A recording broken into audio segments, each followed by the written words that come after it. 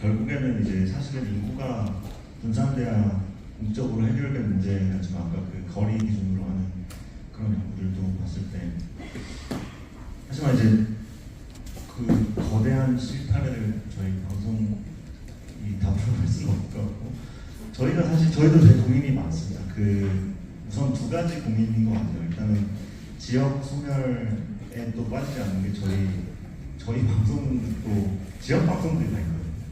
근데 사실은 이제 여러 매체들의 그 급속한 발달과 그다음에 이 레거시 미디어의 어떤 수축, 전체 방송 시장은 커지는데 이 레거시 미디어의 영향력이 점점 줄어들고 있다는 것은 부인할 수 없는 사실이기 때문에, 예전에는 사실 중앙방송에서 굉장히 좀 연달아서 이런 과학 기술 다큐멘터리 혹은 이런 프로그램 같은 거를 편성해서 하면 이제 사실 전 국민이 볼 수밖에 없는 그런 미디어 환경이었다면 지금 그렇지 않습니다.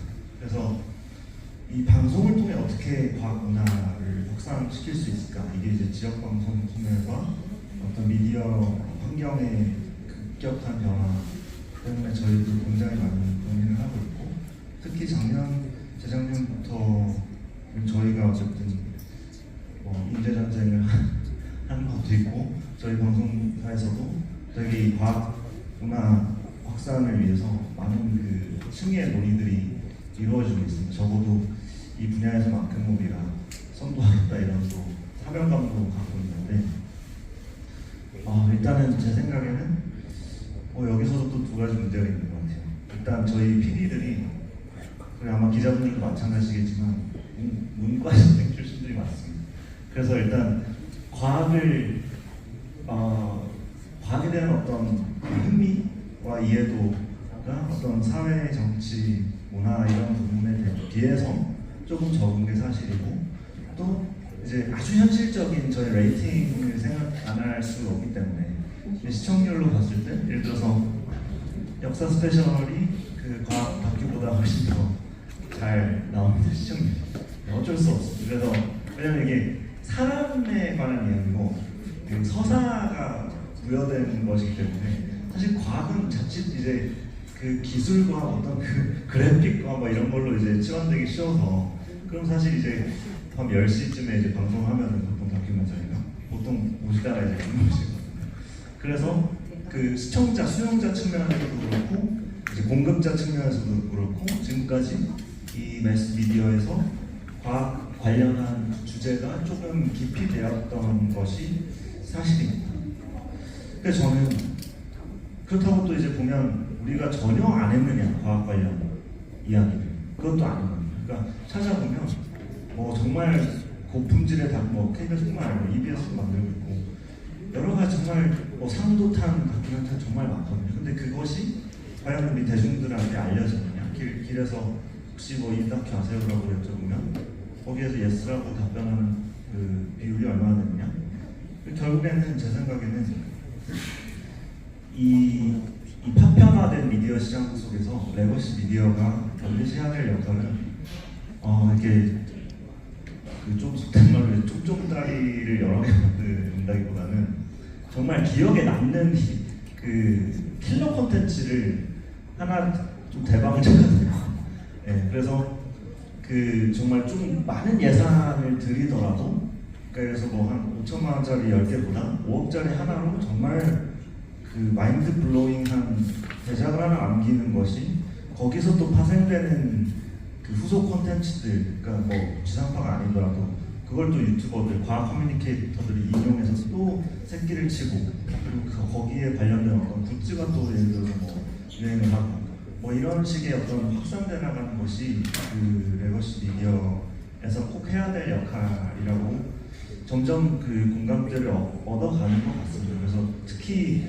지금과 같은 이 정말 명제 경각의 이 기술 패권 전쟁 주는 전 상황이라고 저는 생각하는데, 이 속에서 사실 얼마 남지 않은 골든타임 속에서 이런 어떤 편성이라든지 혹은 예산을 따온다는 그런 면에서 저는 이게 충분히 저희의 역할이기 때문에, 또 실현가는 사실 굉장히 그 소중한 골든타임이라고 생각합니다. 그래서 그런 지점에서 저희가 전 국민의 좀 뇌리에 남을 수 있는 좀 이벤트라든지 그런 게 꼭 서울에서만 이루어질 필요는 없습니다. 예를 들어서 지역에서 이루어질 수도 있는 것이고 그런 것들을 기획해서 다소 조금 뭐 약간의 좀 자극적인 그리고 많은 자본이 투여된 정말 화려한 페스티벌 같은 것들을 저희 할 수 있는 곳은 저희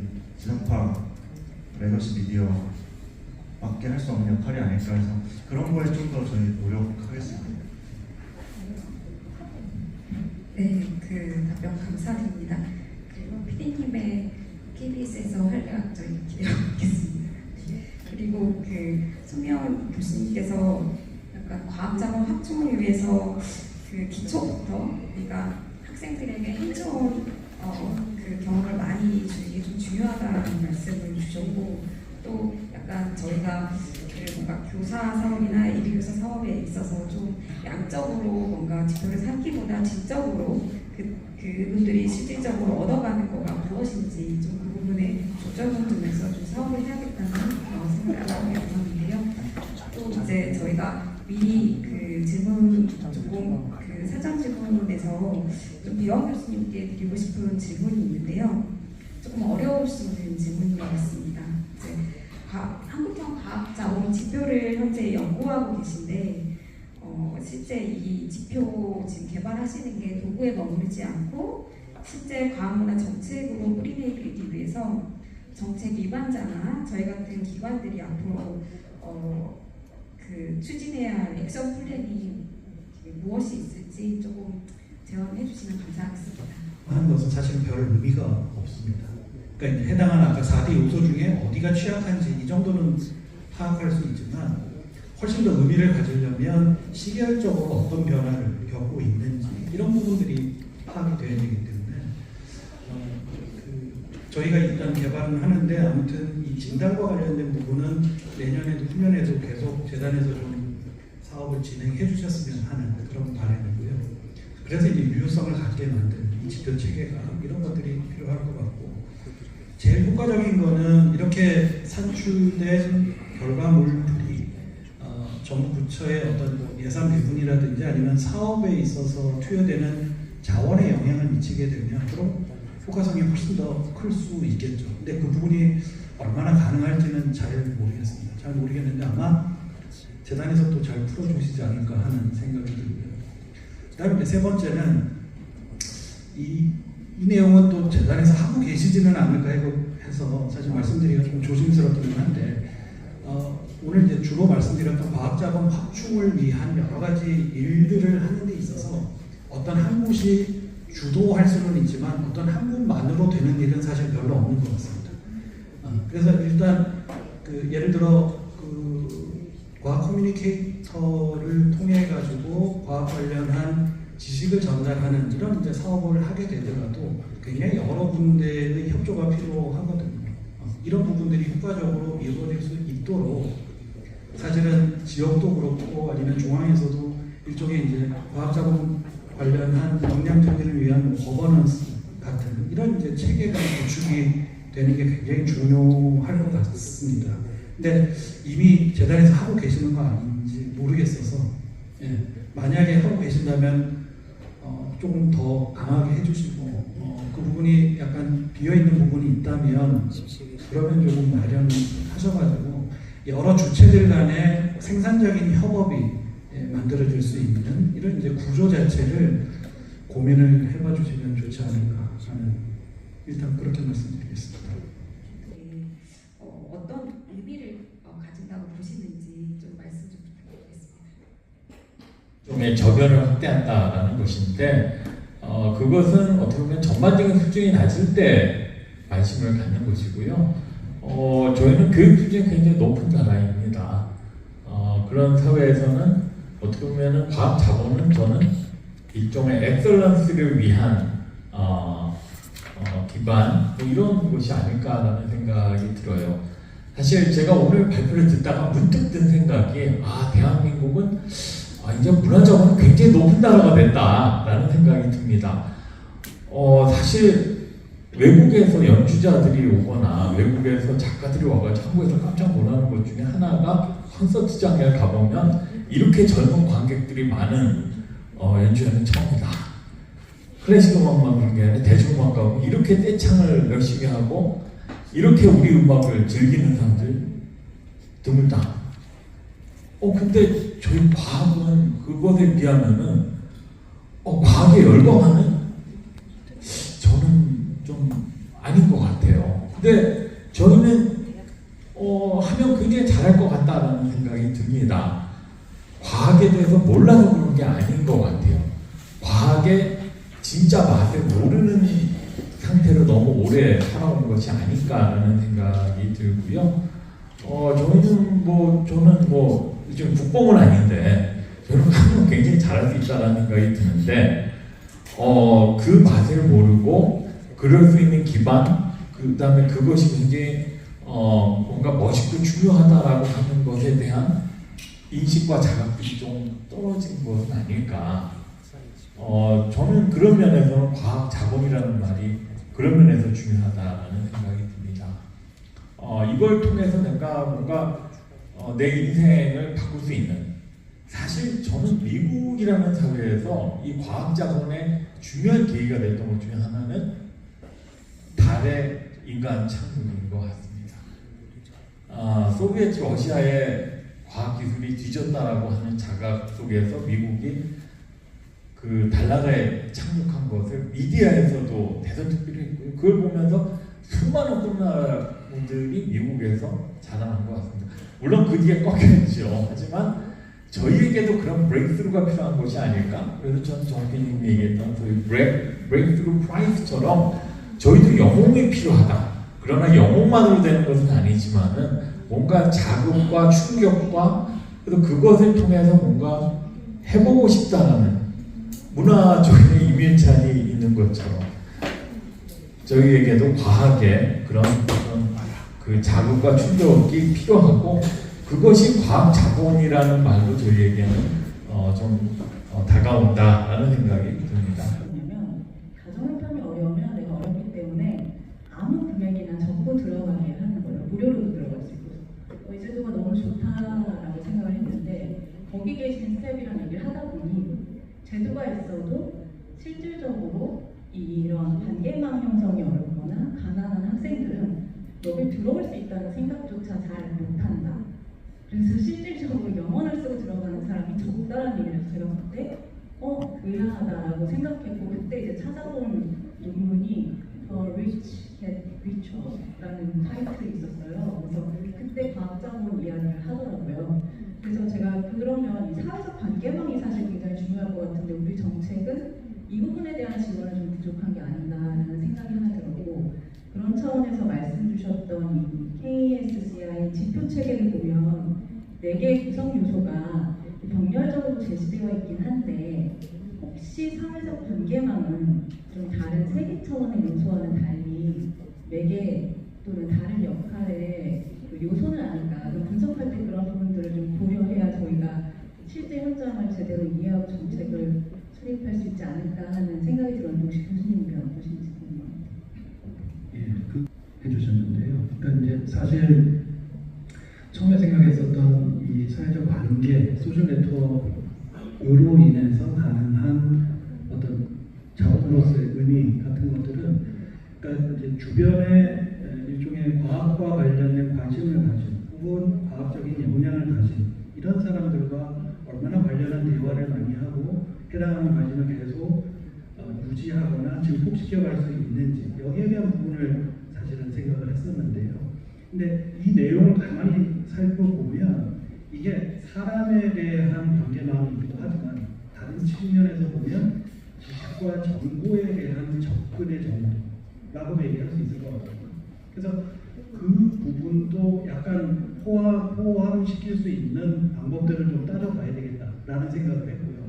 오늘 저는 고 기자님 아까 말씀 통해 가지고 사실 여러 가지 느낀 게 많은데 지금 마련되어 있는 이 과학 자본의 특정 부분은 하려고 하는 사람들, 과학에 과학에 대해 관심이 있는 사람들이 무엇을 어떻게 할지에 대한 이런 내용인데 사실 굉장히 중요한 부분이 어떻게 해야 관심을 갖게 할 것이냐 하는 이 부분인 것 같아요.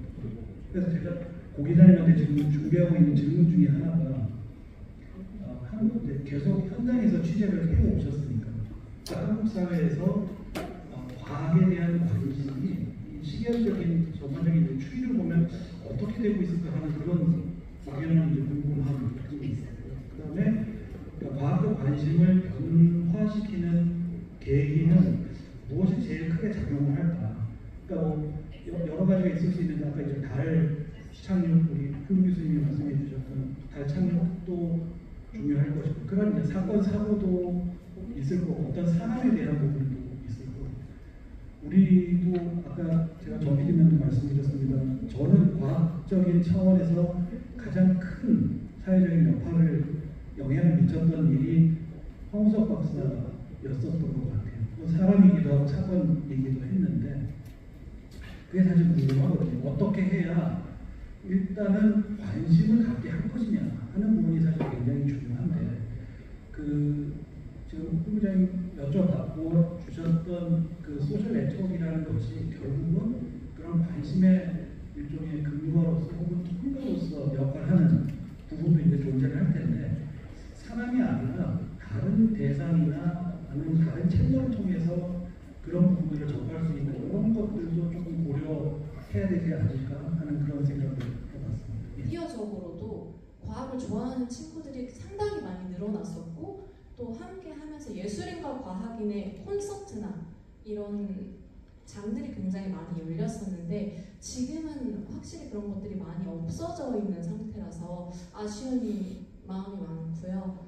좀 재미있게 하기 위해서는 저희가 함께 예술과 과학이 계속해서 융합해서 나가야 된다고 생각하는데 한국과학창의재단 홈페이지에 가면 스팀도 아트를 빼고 쓰고 있는 경우가 굉장히 많더라고요.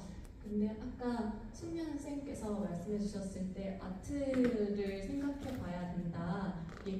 예술로서의 과학 접근을 중요하게 말씀해 주셔서 저는 거기에 되게 크게 자극을 받았는데 이 점에 대해서 과학계에 계시는 분들이시잖아요. 어떤 견해를 가지고 있는지 궁금합니다. 지원을 하는 영역을 시장에 맡겨두면 잘 돌아가지 않는 시장 실패 영역을 지원을 하게 되고요. 그 시장 실패라는 영역도 결국은 이게 사회적으로 반드시 필요하다는 그 가치와 효용이 인정이 되는 그런 합의가 있는 곳에 지원이 되는 거죠. 과학보다라든지 인력의 양성도 그런 관점이 어쩔 수 없이 들어오게 되고요. 저는 과학예술 그런 융합 같은 경우는 사회적 이슈가 돼서도 좀 있겠지만 처음에 저희가 좀 지원을 하고 저희가 좀 기대하는 건 그게 좀 일간에서 상업으로 좀 발전을 한다든지 아니면 조금 이게 정말 필요하다는 가치가 인정이 돼야 공공에서 계속 지원을 할 수 있는 건데요. 저희가 그렇다 보니까 과학문화를 이것저것 조금씩 이렇게 돌아가면서 지원하는 경향이 있다고 느끼실 수도 있어요. 근데 어떤 걸 보면 대단히 잘 되어서 발제자나 패널분들한테 드리고 싶은 말씀인데요. 한준 교수님 아까 신자유주의 이런 얘기하셨는데 이공계 이 문제에 대해서도 그런 내용이 우리 사족의 변화가 있다고 생각합니다. 그러니까 방금 좀 전에 질문하신 분이나 교수님 말씀하신 강제로 뭔가 교육을 시킨다든지 수학과학을 많이 시키고 문제풀이를 잔뜩 시키고 하는 게 우리는 60년대, 70년대 가능했고 그걸로 인해서 이공계 인력이 많이 배출되고 있는데 저는 이게 제국주의 식민지 시대에 그 사상이 들어가 있다고 생각하고 있고 중국이 지금 가능한 거는 공산주의에 그게 남아있다고 생각하고요. 그리고 원래 자유로운 시장에 맡겨놓으면 의사들이 월급이 많고 선진국이 되면 다 별로 쏠려가는 현상이 강한데 우리가